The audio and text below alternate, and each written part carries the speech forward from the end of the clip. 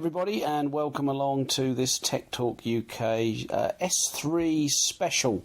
We're recording this on June the 4th, which is the Jubilee weekend. We're in the middle of our Jubilee weekend celebrations, and it's a bank holiday, and the sun's out in Ipswich at least, which is a little bit odd.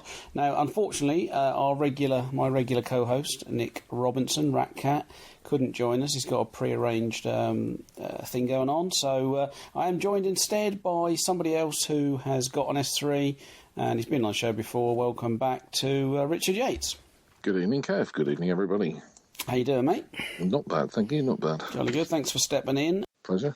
And what we're going to do is we're going to have half an hour, three-quarters of an hour, Richard, if we can, just chatting about the S3, which obviously both of us got. And we'll sort of kick off, if you like, with just a sort of a lead-up to the S3.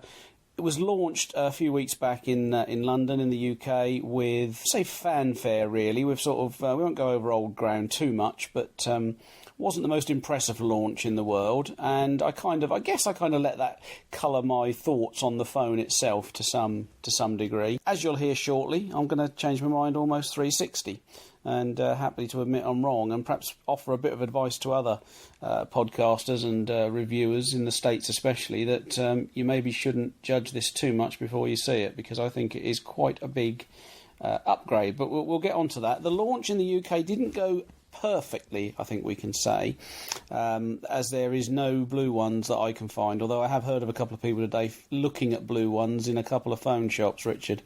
Really?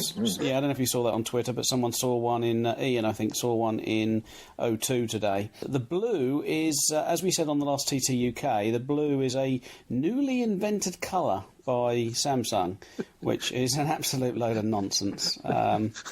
I'm sure that many people who are involved with printing and colours know how silly that is, but that was what they said. I'm sure that might have been a misconversion from Korean perhaps or something. I don't know who comments on these things, but and also something to do with the hyperglaze coating that is put on the plastic to, I'm assuming, to stop scratches and things like that. But anyway, the launch went off without any blue ones, effectively, and so there was only white.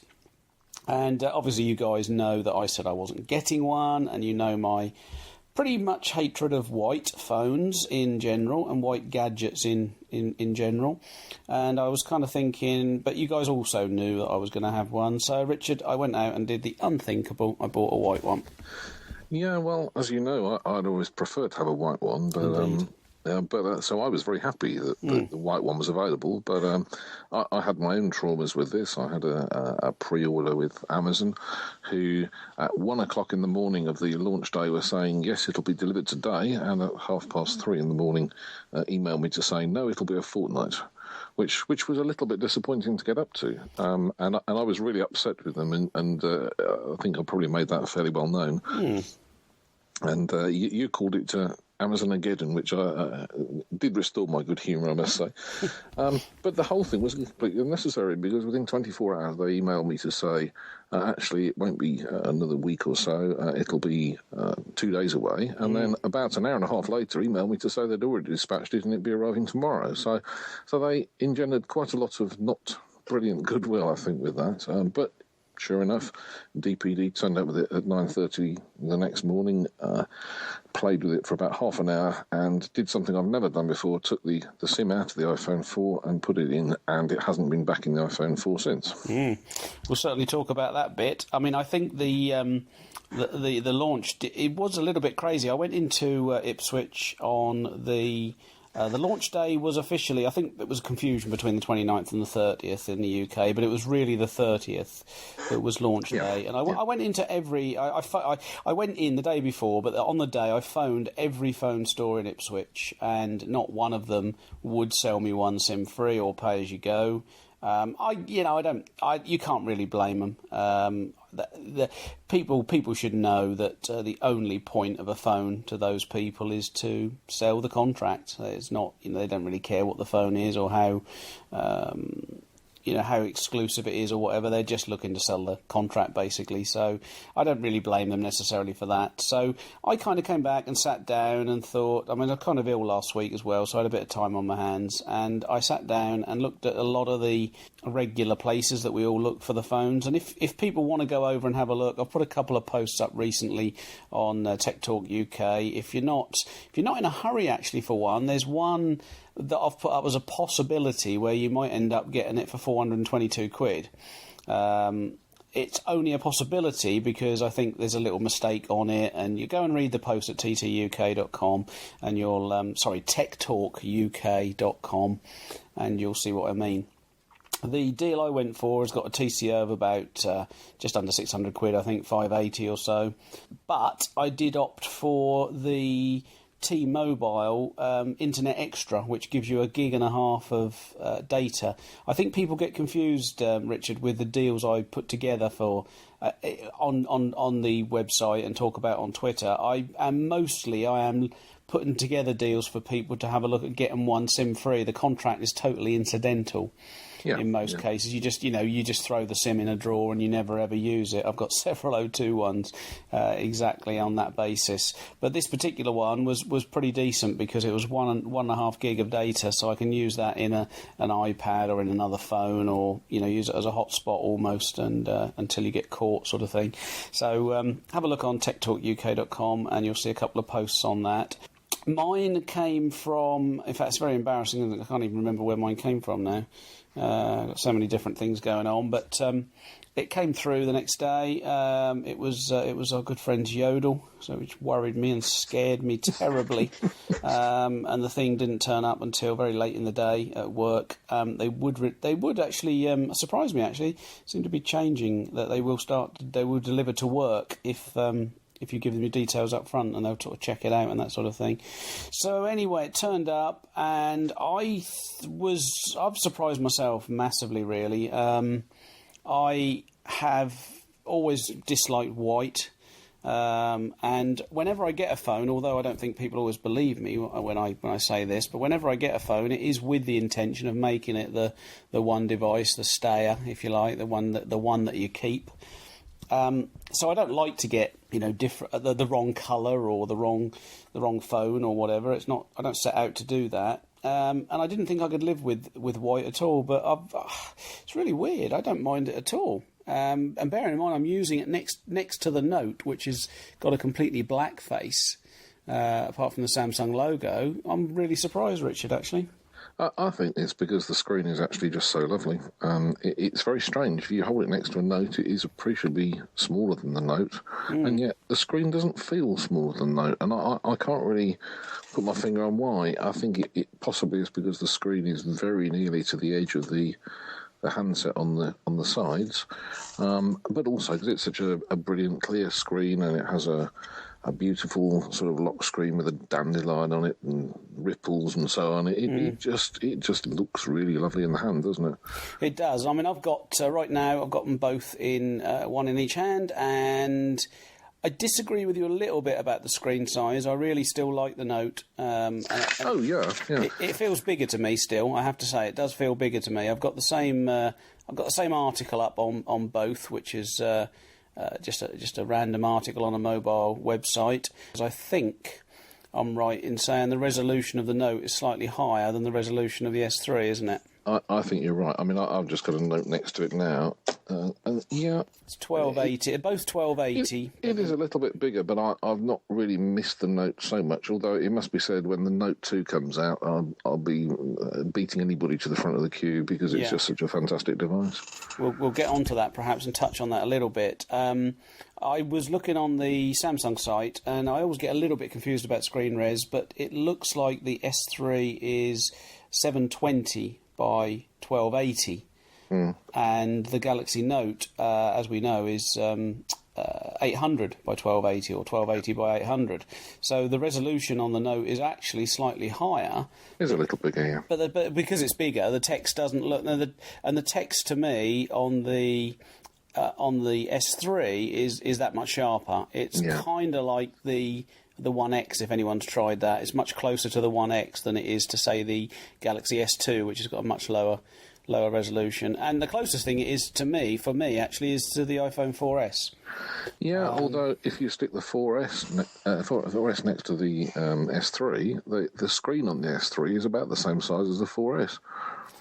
Is it? I can't do that, of course, because I've sold my 4S. But, well, I can't because I'm talking to you on the 4S, but I have done it, and I'll stick a picture up later. And the difference is negligible. The screen is almost the size of the entire 4S. Yeah, right. Yeah, makes sense, I guess, doesn't it? It's 37% bigger screen-wise, and thanks for the help with the maths on that, Richard. So it's 37% bigger. That's a pretty big increase, actually, isn't it? It is, and I think it makes good use of it. It's an absolutely lovely screen. I mean, it really blows you away. When I discovered that my S3 was going to be delayed by 10 days, I had a fit of madness and bought another Note. Hang on. How long after selling the other one? Less than 24 hours. Probably less than 4 hours, I think, actually, but never mind. Yeah, could be. And I bought another Note, and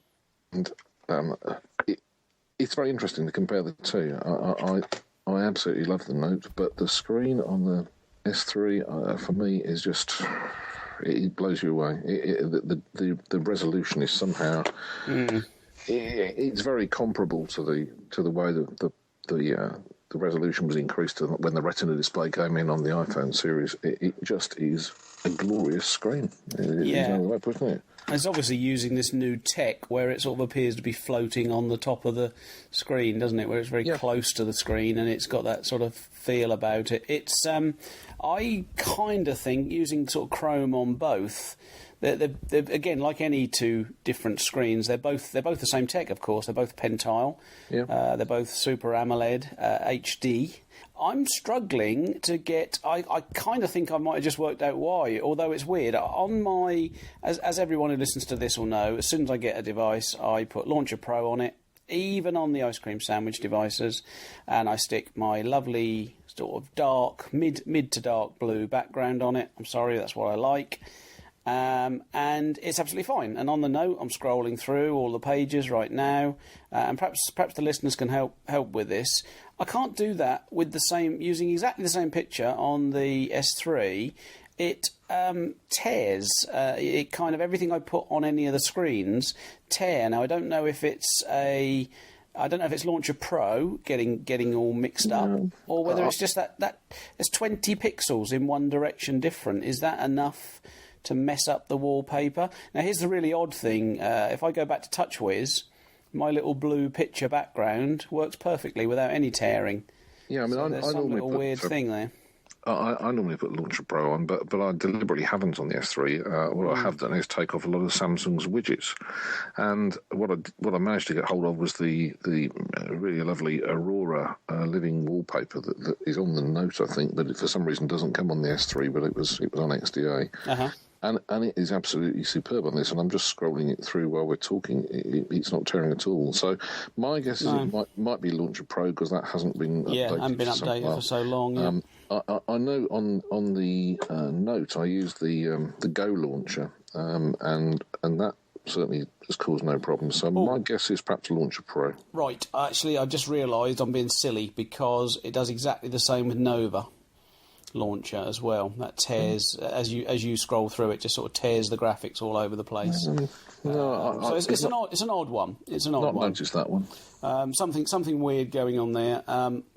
What I'll try and do tonight is make a blue background that's exactly 720 by 1280, and let's see if that's what it is. See what happens. Yeah. Although I'm a little bit confused, because it uses that and moves the picture along, doesn't it? And of course, when you've got the dandelion on there, for example, you can see it moving along. When you've got a completely plain blue background, of course you can't, because it doesn't look any different when you scroll it over. The reason I still like Launcher Pro, and I know Go Launcher's the same on this, is the old and the reason the reason I don't like TouchWiz is I like to sort of cram the icons on the front screen a little bit. I've got my calendar down one side, and then I like to cram. So you can go in and have 6x6 grid or something like that, which I've never been able to find a way of doing that with TouchWiz. It just you can get a certain number of of icons on the screen, but not as many as I want to, kind of thing. So anyway, it's all kind of small stuff, isn't it, really? So that's not particularly serious. What I thought we'd do is go through, and we've sort of launched straight into the screen, I suppose. So we've kind of covered that one, but I thought we'd take a sort of a 5-minute look at each of the sort of important areas for people, I guess, with this. So let's move on to speed of the device, because I've heard, in fact I know you haven't heard it yet, but I've heard Steve Litchfield tonight say on the latest PSC it's kind of incremental, or on Twitter perhaps it was, sorry, it's incremental over the Galaxy Nexus. And I've heard a couple of American podcasts come out with it's incremental, full stop. And I was guilty of it, wasn't I? I was kind of saying, it's a bit meh, or it's a bit, from the launch and everything. And I have to kind of put my hands up and admit that it's not. To me, it feels like another big jump. Now, yeah. I've had a theory for a little while, and I'm testing it out on the Note now. Because as a side note, the UK Note has just got ice cream sandwich officially at long last. There was an issue with the German build that some of us played with, that it could hard brick the device. And I'm assuming that's not the case with the UK one. I haven't heard anything. And I think if you do it OTA or via Keys, which is a Samsung's not very great software, you'll be fine. I had to do mine on Keys. Which is a piece of software that I strongly recommend you only ever use if you've got a Mac, and stay away from it if you possibly can if you've got a PC. It's awful. And it updated pretty sentiment. I'm trying to see if this makes a difference, but my theory is that there's a bit of a gap between devices that were built with Ice Cream Sandwich in mind than devices that got Ice Cream Sandwich afterwards. Yeah, I think I'd agree with that. It does rather look, doesn't it, from all sorts of sort of anecdotal bits and bobs, that actually getting ice cream sandwich onto a gingerbread device is not a trivial adjustment. I mean, if you think about, when did ice cream sandwich come out now? November time, something like that? Yeah, October, November, yeah. And I saw the other day that 7% of devices have now got it on. It's awful, isn't it? There's obviously major problems in going from one to the other, which all the manufacturers are guilty of, Samsung included. They are missing deadlines left, right and centre about introducing it. You think of the Xperia S, which was possibly going to be launched with that, and then at the last minute wasn't, and the current Galaxy Tab that was promised to have ice cream sandwich in May and still doesn't. It kind of makes you think that there must be more behind the scenes than perhaps meets the eye to start with. Yeah, I agree. I think the initial thing this poor Note hasn't had much love since I got this S3. I'm sure it's the same for yourself. Yeah. But it feels okay. It feels fine. I was trying to find a benchmarking program. I don't like those normally, to be honest, but I wanted to just see what the differences were. I've read that they're quite substantial. If I kind of press, both of them at the moment, this doesn't work great on an audio podcast, folks, but if I press Chrome on both, the S3 has opened it a good... I know we're talking milliseconds and it's kind of crazy, but that's what we do, and it does open a good bit quicker, if you like, than the Note does. And as you sort of indicated earlier, there's talk today. The rumours are started already about Note 2, which is almost certainly going to have the quad core. But this is interesting because I've been chatting to Matt Miller and Kevin Teffel on Twitter today. They obviously do the fantastic mobile review podcast, and they were saying that it seems that in the States that they're getting, thank goodness, they're getting the same unit as us in terms of the physical home button on the front, which makes a big difference. Which is just a huge difference, and I know the guys are both fans of that. But they're not. They can't get over there the Exynos quad core yet because it doesn't work. Yep, doesn't work with LTE. So actually, Matt's going to get one, I guess, on T-Mobile, and I was just chatting with him about maybe sorting him one out from the UK, but he can't because of the 1700 band, which we don't have on our version. It's a 1900, so he's got to buy one, and T-Mobile don't have LTE, so he thinks he's still going to get stuck with. Stuck with isn't perhaps the right word, but with the Snapdragon S4. which is a dual-core chip still. Now, I think that's a real shame because, as we'll talk about later, I think this quad-core is playing a huge part in both the fluidity of this thing and also the battery life. And I'm always cautious, Richard, talking about speed on an Android device that's only a few days old, because they all seem to bog down after a while to some degree or another. But I've loaded everything that I ever use on this thing, and I can't get it to slow down on anything. It is just everything you do is snappy and instant, and it kind of feels as much of a revelation as the iPhone 4S did, and perhaps would do to anyone that had a 3GS or something and went straight to a 4. I just can't find any slowdown on the whole thing, can you? No, I've filled it with just about everything I can think of. So far, it's every bit as fast as when I first got it. And I think, actually, what you said earlier on is right. Until you actually play with one of these in the hand, even going into a store and looking at one, you can't get a real feel for what it's like. It's just a lovely device to use. Yeah, I mean, this store thing or the launch event where people got a couple of minutes on it and it was such a crush and everything, wasn't it? Yeah. You just simply can't get an idea. Let's. I think we've covered speed really. It's blinking fast. It's the fastest phone I've ever used, and yes, that does include the iPhone, guys. Very simply, and when you think this is doing quite a bit more with all the widgets and stuff than the iPhone has to do, that's pretty damn impressive, I have to say. It is. Let's move on to build quality. I was thinking about giving Tim Salmon a quick call for this one because he loves the old Samsung build quality. Now, I reckon, what do you think? I'm going to set him a challenge here. I don't think even Tim is going to have an issue with the build quality on this thing. No, it's lovely. It is several notches up from the S2, in my opinion. Yeah, it doesn't creak or anything, does it? No, there's no creaks. I've given it the ultimate test today. I've got the... people will know at work. I've got the old. I use an in-car thing on my desk at work, and it's got one of these sticky pads on the back. Little magic pads that you wash when they get non-sticky, and that would, under certain circumstances, that would sort of make the back on the S2 come off, and I had to kind of like hold the back a bit, and it was all very awkward. But this thing just doesn't budge. Even simple little things like the volume controls, they're still plastic. But they just feel that little bit nicer. Somehow they're good, aren't they? They are good, and the front of the device makes me a little bit reminiscent of the Lumia 800 in terms of it almost feels like it wraps round. They've done a really nice job of getting it to wrap round. But I think the build quality is if you said the iPhone was, in my opinion, is 10 out of 10, I'd say this was 9. Yeah, I think that's about right. It's got a very good feel to it. I don't know how it would respond to being dropped from a great height, but then the iPhone 4 doesn't respond very well to being dropped from a great height. Indeed. It just looks good, doesn't it? It feels premium. It feels premium in a way that the HTC One X and the Xperia S just simply don't to me. Yeah, and it's still, if you're looking at a contract, it's still probably somewhere in the region of kind of as a total cost of ownership, probably getting on for half the price, probably still of an iPhone 4S. Yeah. If you compare the 16 gig one, which you would.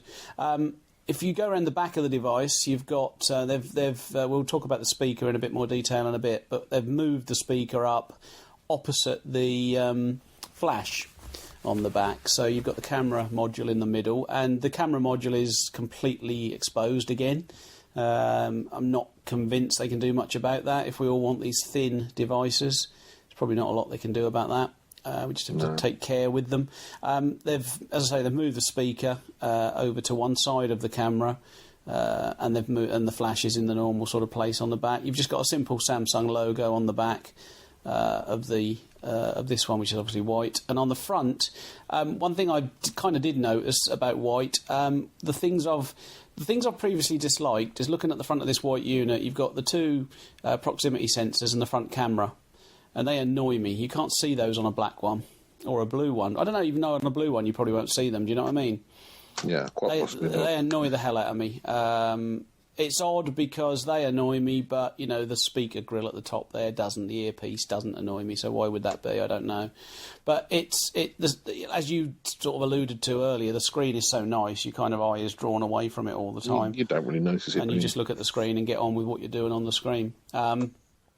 You got the little Samsung logo on the front, of course, and then at the bottom you've got the centre physical button, which I thought I was going to dislike intently because it sticks up a little bit. And obviously on the iPhone it's the opposite. Your thumb goes into it. And on the Note, your thumb goes into it. But actually it doesn't on the Note, Richard. If you actually get your Note in your hand, that sticks up as well because it's the edge of it. And it's kind of odd. You kind of think the Note doesn't, you know. And it does. And it does. Right. It does, exactly the same. So there is no difference on that. You've got the usual Samsung arrangement of a back button on the right side of the home button and a menu button on the left, which obviously illuminate, and you can set that to illuminate for as long as you want. That goes out after a second as default, but don't forget you can pop in there and make that 6 seconds, which is what I've done, or even longer if you want. I heard somebody say that, I think it was Leo Laporte this week in Tech, said that he hates the menu button and he thinks that Samsung and all the others are doing the wrong thing by putting the menu button on there. And as I often do these days, I couldn't disagree with the man more. I absolutely love the menu button. What he's saying is a valid point in the respect that developers will say, well, OK, if there's a menu button on there, we won't bother changing our software. But I absolutely hated the Galaxy Nexus, and one of the reasons I hated it was those stupid little virtual buttons that disappeared and went into dots and moved around when you went into portrait. I don't need when I'm sorry into landscape. Sorry, when I move this into landscape, Richard, I know which key is the back key and I know which one's the menu key. Yeah, I must admit, I watched PSC and thought, well, I'm not sure I agree with you on that one, Steve. It's not hard to work out what two buttons are, is it? They're the same, aren't they? Just because you've turned the device hasn't changed the buttons at all. You know, I don't need the icons to spin round to do that. And I think that just leads us a little bit into the. I almost ruled out buying this on the basis of someone saying, you know, imagine you're holding a Nexus, and then you've got it. But nothing could be further from the truth. It's a totally different class from Nexus. It is so different. You wouldn't think they're made by the same manufacturer. No. For me, it's almost the difference between a sort of a high-end Android phone and a low-end Android phone, if that makes sense. Whereas a lot of people are going to say, well, no, the Nexus is a high-end Android phone. Well, I don't think it is. I never particularly liked it. The screen was a bit dim for me, to the extent where I thought I had a faulty one, but stuff I've read since suggests that it's not. Not expandable, is it, the Galaxy Nexus? It's not expandable. It's got no SD slot. The camera is very sort of average. For me, there'd be no reason to buy one of those instead of one of these. Now this thing is out. Yeah, so I think in summary, it is. I'm sorry, guys, who the guys that said this, but I just don't think it is that close to the Galaxy Nexus at all. And sort of as going off topic a little bit, Richard, I'm also not sure about this sort of stock Android is God sort of thing that some people have. I just don't. I've got no problem with some of these things. Before we started the show, you pointed out to me that on this Galaxy, it's got a fantastic little lock screen where you have 4 icons at the bottom. Then you've got the time. You can put the time on there, the temperature on there, and everything. And you've got 4 little things at the bottom. And for example, you've pressed the lock screen. I've got the camera down the bottom.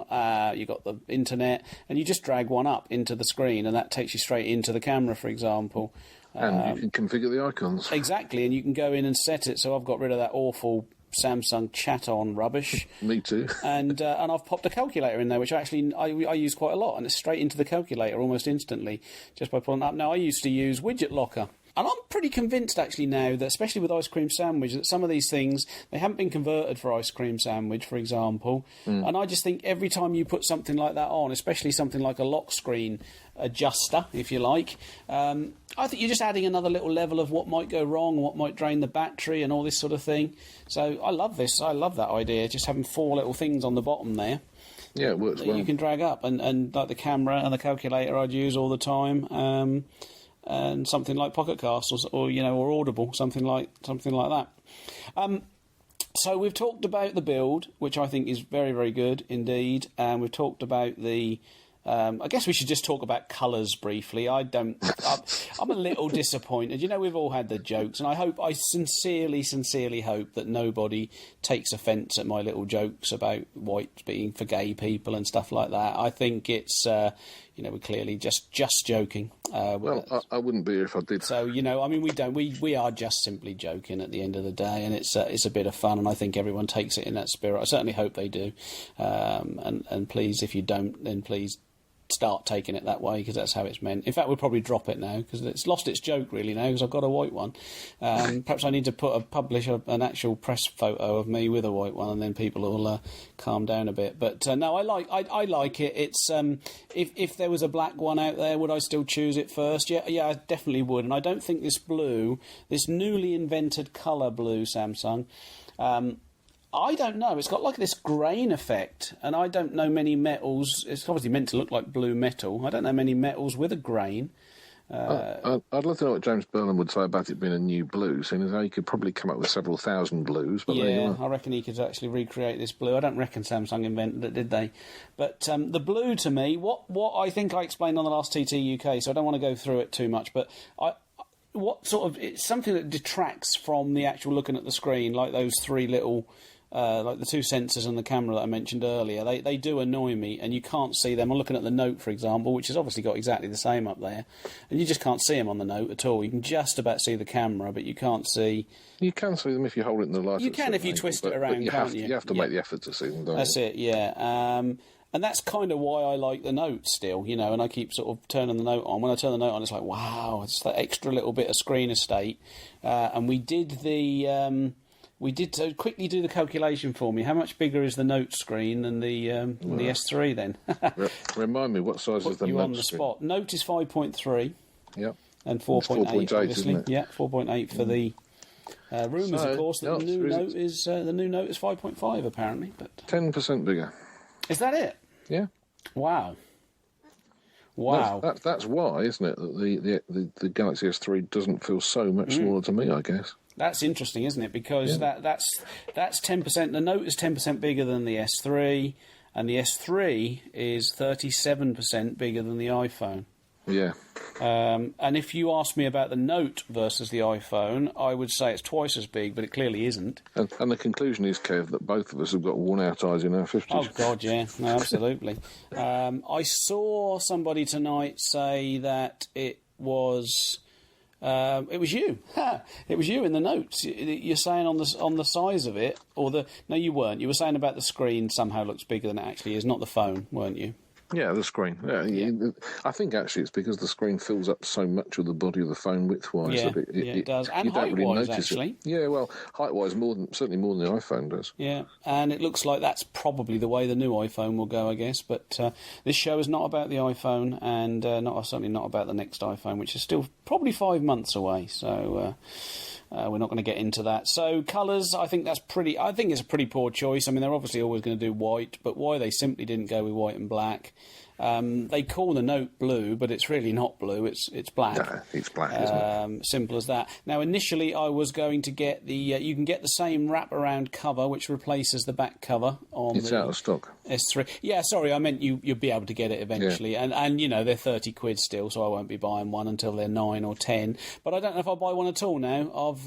I've actually demoted the Note. I've taken the cover off the Note and put the back on, and I kind of flip between loving it with the cover on and thinking it's a bit bulky with the cover on. And but I didn't used to think the Note was too big to carry around in the old shirt pocket and stuff until I got the S3.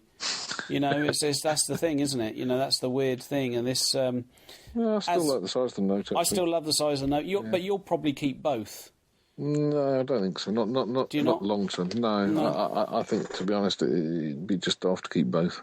Well, I think you're right, and I think that's why I've got on back. Instead of deciding between a Samsung S2 and an iPhone, I'm back to deciding between an S3 and a Note, really. But I want to move on and talk about the speaker. because that's a particular thing with me, and I don't think the iPhone 4S speaker can be beaten. And I'm talking here really just about having the speaker if you're stuck somewhere and you want to just listen to the odd music track, or more importantly for me, the old podcasts. I listen to the podcasts and audible.com in the car through the old Bluetooth thing on the car. And as soon as I get out of the car, I'll pop the phone or the note or whatever in my top pocket, and I'll carry the podcast on. So I need to be able to listen to it, and if I walk the dog and all this sort of thing. What I've found actually is with the iPhone, what I tended to do was sort of turn the iPhone upside down in my top pocket, so the speaker was firing up towards me. I still think that's the genius to have the speaker on the bottom, but they clearly can't do that with the S3. Because the front part where you could put a speaker is just too thin. You just physically it wouldn't work with it. Wouldn't work. It'd be horrible. So they've put it on the back. It's a little bit. It's not got the little raised thing above it now. It doesn't really need the little raised thing. You know what I mean? If you've got a note, it's got a little thing to try and keep it off the desk, so it doesn't get muffled, which only works on a hard surface. The note all too easily gets muffled on the armchair arm, for example. Doesn't seem to happen quite so much with the S3, I've noticed. No, I'd agree. Unfortunately, because it sits on the camera.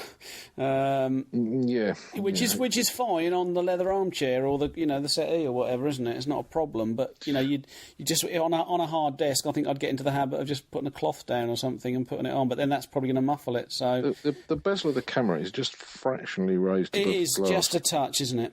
It is just a touch. I've never had a device long enough to worry about scratch glass on camera, so won't affect us particularly. Now, you've speculated that, just touching on colour again, that you think I'm going to have a blue one fairly soon. Just a law of averages. Law of averages. I could end up with a blue one because I have this deal I found that would end up with a TCO of 421.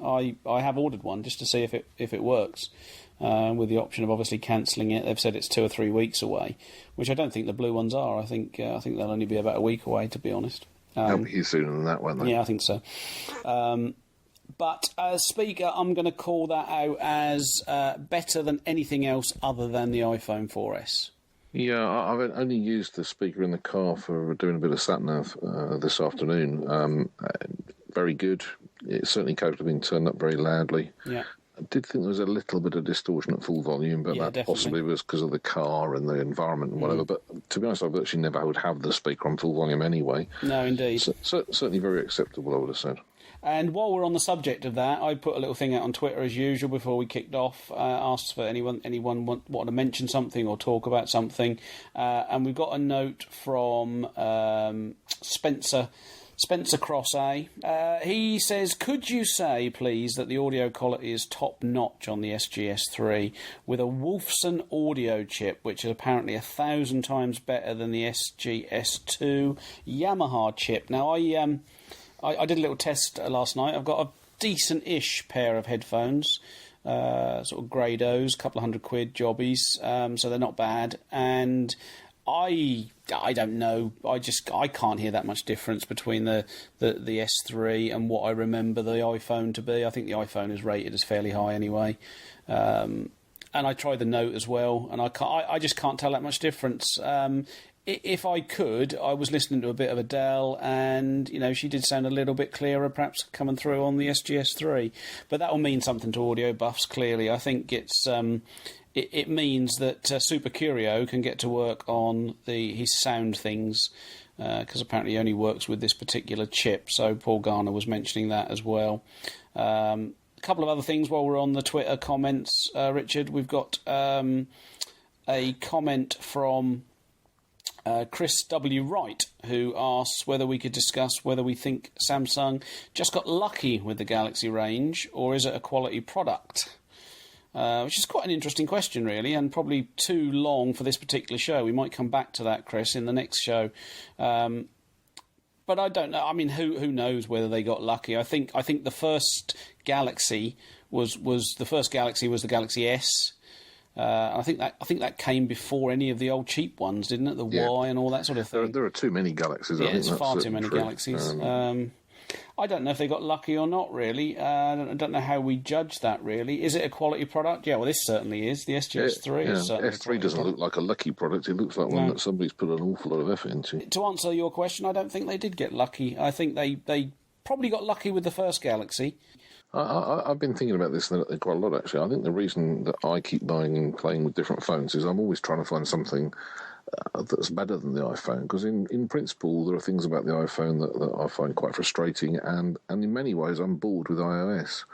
This is the first phone that's caused me to take the SIM out of my iPhone.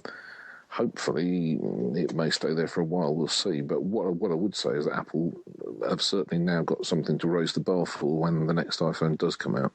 Yeah, I think this is great, actually, that they've got this out, and I'm glad it's as good as it is, because I get to play with it for a minimum of what I think will be 5 months, and B, as you say, whatever Apple are doing, and you can virtually guarantee that the iPhone 5, 6, whatever, is not finalised yet. It almost makes you wonder whether this is in fact the new iPhone in a special case. Could be, couldn't it? I mean, it really is that good, and Jamie Holland has asked a great question on Twitter. Was all the initial media criticism at the launch event justified? And is it better in the hand than the spec list and the photos? Well, not just the initial media criticism, because I was one of them joining in. And yeah, changed position almost 360, as I mentioned earlier. Yeah, I think it was. I don't think the criticism at the launch event was not justified, because I think it was a rubbish launch event. It was a bit of a shambles, wasn't it? But, yeah, it would have been better off just starting, saying, "Hi, this is the S3. Go and play with it," and have 3 times longer to play with it, and they'd have probably got a better result out of that. You certainly can't say this is only an incremental increase over the S2. I mean, oh God, no! It's better in almost every regard, isn't it? It's certainly a much. Someone said a while back, actually, it's a much larger jump than. I think it was Nick, actually, that said he thought it was going to be a much larger jump than the iPhone 4 to 4S, and I kind of poo-pooed it, but I think he's absolutely right. I think it's a much larger jump than that. But that was because the 4 was actually pretty cool anyway. Yeah. Got some advice from Paul Garner. Do not buy the official black mesh case. I don't know if that's for the S3. Has he got an S3 It already? is. He got one this afternoon. He got one this afternoon. So, so don't buy the official black mesh case. It's horrible. Well, I won't anyway. I think I'm going to run mine with a just a little pull-up tab, just a slipcase sort of thing. Probably not the Samsung one from your experiences with the Note.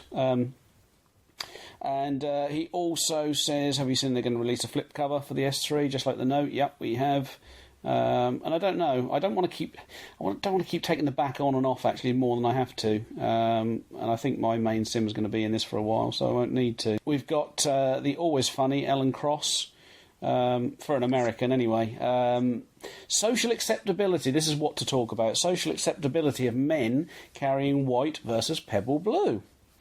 And does it matter if it's after Labour Day? I don't really know what that kind of... There must be some Americanised joke there, but... some American holiday or something. Yeah, some ridiculous thing, I expect. I think it's fairly socially acceptable. Well, I would, wouldn't I? Because I've been carrying a white phone. Yeah, you would, and you do, don't you? So I think... But he's not been serious anyway, so we won't be serious in return. But thanks for that, Alan.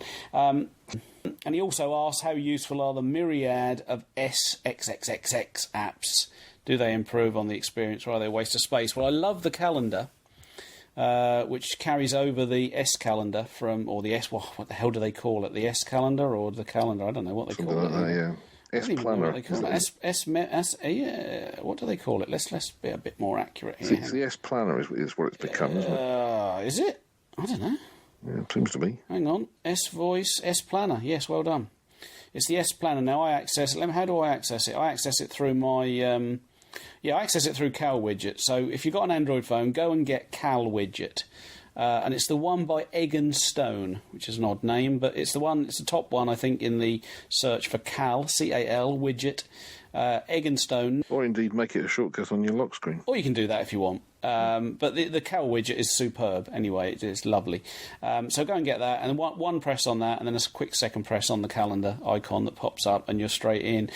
When you look at that, I don't know if you can pull up your S Plan or whether you've got much on yours. Mine is pretty crowded for June. Pretty full, yeah. Oh, it's beautiful. I mean, it looks lovely, doesn't it? And you can read it, and I mean, that's tiny fonts, Richard, but I can read those absolutely perfectly with my glasses on. Absolutely fabulous. Now I'm going to do exactly the same with my note. Let's have a little look. And press that button. Now, of course, here's the difference, Richard. I've got to put the S3 down with a note to do it, because I can only do it with one hand. Just did it fine. Yeah, just did it fine with one hand on the S3. Now, not helped by the fact I have a flip case on the note. Indeed, mine's off now, so yeah, you're absolutely right. Let's have a go. Here's the thing. I mean, it looks fabulous on both, doesn't it? You know, I mean, it looks absolutely fabulous on both. It's that little bit bigger on the note. Doesn't look quite as sharp because of it. Completely different colour backgrounds. It is actually. It's weird, isn't it? A very light background, light greyish, horrible background, really, on the S3, and a more pleasing black background on the. It's odd, isn't it? Exactly the same app, exactly the same thing, and it actually looks different on the different screens. Yeah, yeah. So they're not all identical. But there's the thing that it comes back to. You know, I can do most stuff one-handed on the. Nick says that it's too big, but I can sweep the notification bar down on the S3 with my hand. I've got tiny little hands. Really, I have got girls' hands anyway. White phone's all right then, you see. But yeah, exactly. So, but I can sweep that down. There's obviously no way I can do it on the note without doing the old shuffle. Well, the note's a bit awkward, isn't it? You know, you've got to do the shuffle or lay it down, is what I'm doing now. So this is where the S3 sort of scores, I guess for me a little bit. Now we're going to go longer, much longer than we thought, but I don't care if you don't. We'll carry on. We've waffled too long. We waffled. I'll cut some of it out, probably. Mostly me. Right, next question is from Shongum07829, who asks, please talk about the battery life compared with the IP4S. Now, I'm constantly surprised because every now and again on Twitter someone will go, oh, the battery life on my iPhone 4S is crap. And I don't get it because I've always had superb, from 3 or 4 different iPhone 4S's. And the last one I sold actually was stunning. I'm trying to think who grabbed that off me on Twitter. Got a cracker because it really was fantastic. Probably the best one I'd had. And bearing in mind, Richard, that was 64 gigs. I had 64 big gigs to crack through, which I'm sort of joking. But right, battery life on the Samsung S3 is, after 3 days, is better than any device I've ever used before. Yeah, and that includes the iPhone 4S. You can't look at yours, can you, live? Well, I can. Well, you can, but on the other hand, it's plugged into a charger, so it's probably not really very helpful. Probably not going to give us a lot. And now, obviously, with Ice Cream Sandwich, they've changed the way that these things are presented. Mine, I've posted some last night and the night before, and they were amazing. 17 hours in, screen on for nearly 3 hours, and still sort of 17, 18% left. Today, okay, what have we got? We've got 12 hours, 8 minutes on battery. Screen has been on for 3 hours and 9 minutes of that. Now, I need you to bear one thing in mind. My screen is at full 100% brightness always.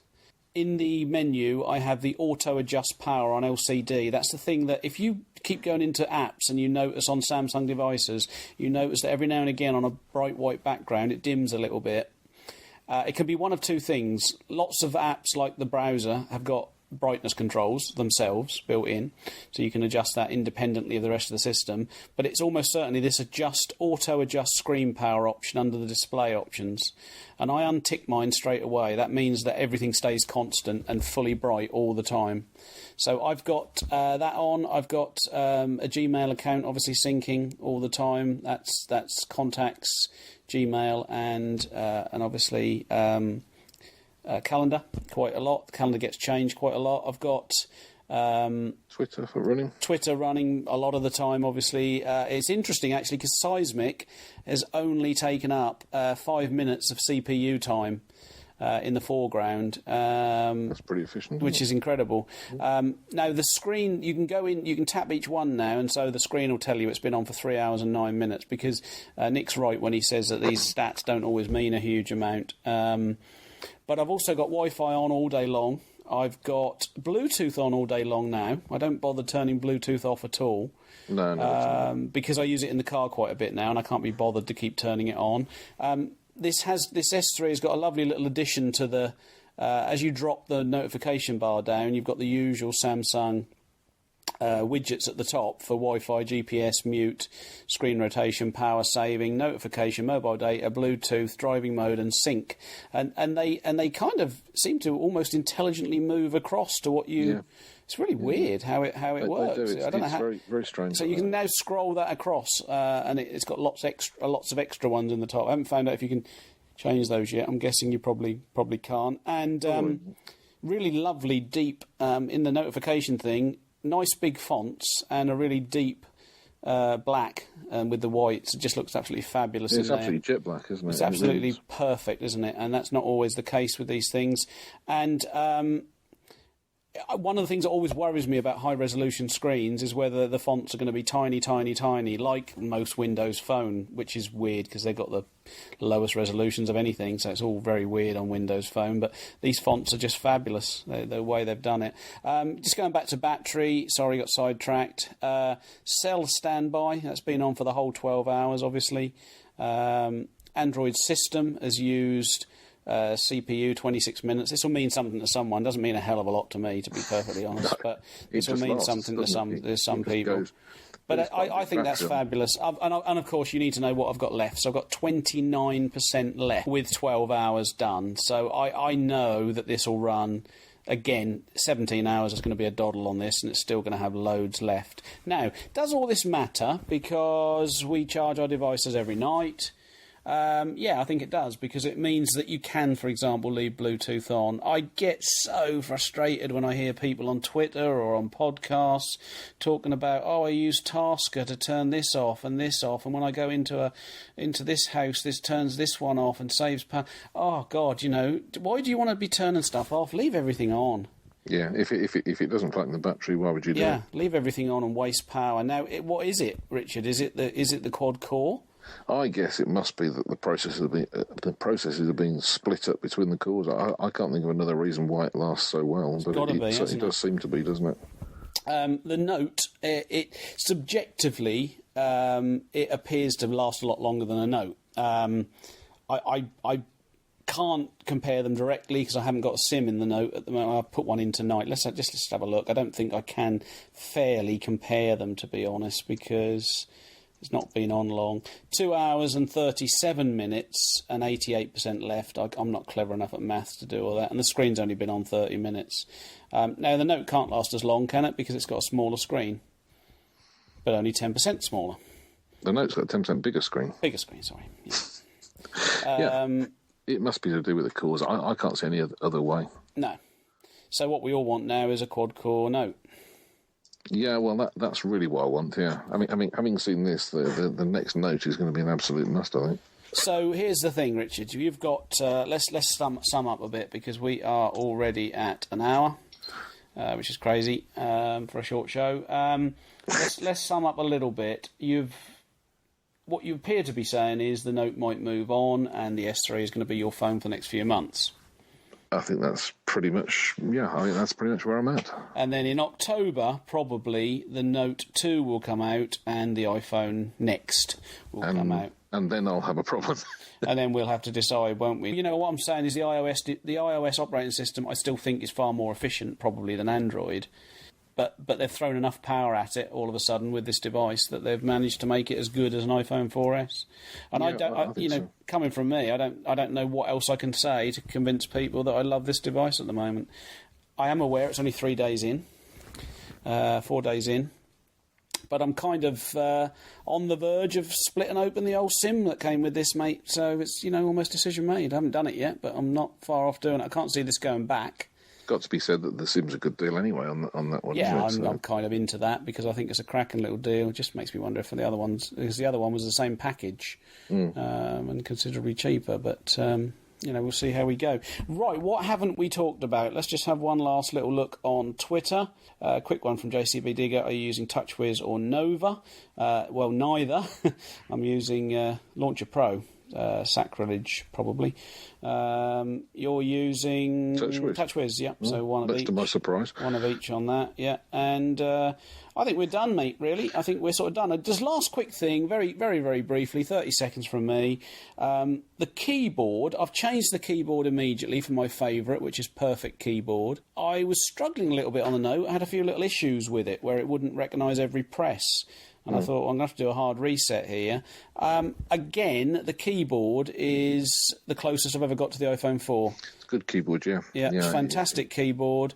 And I promise this is the last mention. We must mention S-Voice, the Siri rip-off. Worked very well for me in most of the things I've had a go yet, but having seen you tweeting using it, I shall have to have a go with it. That isn't S-Voice, to be fair. That is that's the standard. That's the standard one. Yep, that's just the standard Google Voice thing. Which I don't know if people know this. It now actually it puts each word in at a time. As you say it puts the word in. So if it starts going rubbish, you can stop it. Stop talking. It's remarkable. That isn't S-Voice, but someone from CNET, I think it was, tested S-Voice.